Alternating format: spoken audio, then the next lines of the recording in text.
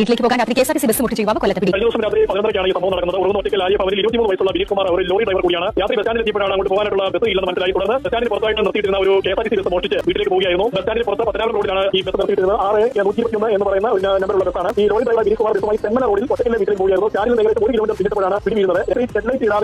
അത് പിന്നെ നിങ്ങൾ ഒരു കാര്യം മനസ്സിലാക്കണം. അങ്ങനെ ഒരു ലോറി ഡ്രൈവർ ആണെന്ന് അറിയാമല്ലോ. അപ്പൊ അങ്ങക്ക് വണ്ടി ഓടിക്കാൻ മാത്രമേ അറിയത്തുള്ളൂ, അല്ലാതെ വെറുതെ കയറി കുത്തിയിരുന്ന യാത്രയൊന്നും അറിയത്തൊന്നുമില്ല.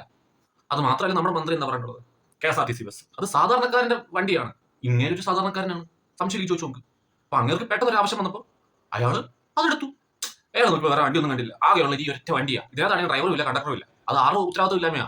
അത് KSRTCയുടെ പിഴവാണ്, മനസ്സിലായ? സാധാരണക്കാരന് വണ്ടി വേണ്ടേ? അപ്പൊ ഇങ്ങനെ ആക്സിഡന്റ് ഇങ്ങനെ എടുത്തു.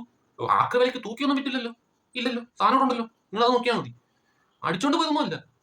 നിങ്ങൾ പറയാം അടിച്ചോണ്ട് പോയിട്ട് പൊക്കിയിട്ട് പിന്നെ ഇങ്ങനെ വീട്ടിൽ പോയതാണെന്നൊക്കെ പറഞ്ഞാൽ ഒന്നും അല്ല. അങ്ങനെ ചിന്തിക്കാനേ പാടില്ല, അല്ലേ? ആ